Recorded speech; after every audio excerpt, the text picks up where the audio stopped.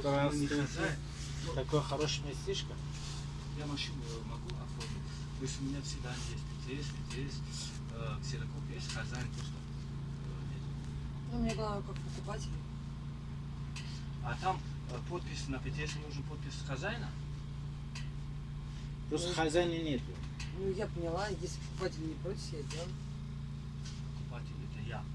Да, вы покупатель? Да. Ну, сделаю тогда. Ну хозяин, сам собственника нету, просто ПТС, все есть, копия паспорта его есть, да? Приближенную подпись надо А в будет. ГАИ ничего не сказано? Ну, просто какую-то приближенную поставите подпись и все. Сколько Что стоит похоже, эта да? услуга? Приблизно? 1000. 1000? Это много. А этот, А потом страховка, это нам еще сделать надо. Тоже делаю. Сколько страховка у вас? Ну, Надо читать, смотреть уже. у нас Ford Focus 2017 года. Твоя? Скидка какая?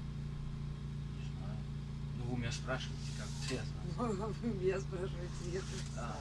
Ну примерно сколько сумма, какая обойдется? Ой, ну, примерно, допустим, от 4 до 24. Алло, сейчас перезвоню, я занят. А, это ваш? От? От 4 до 24.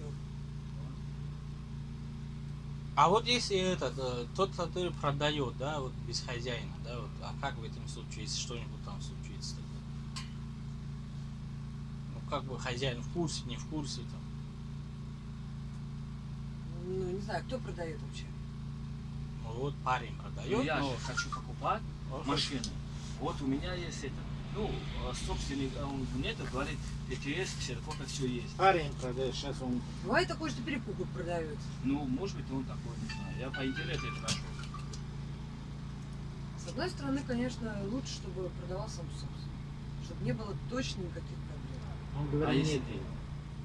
Но если нет, то Ну, и по ГАИ мы пробили, все нормально. машина. риск все равно есть.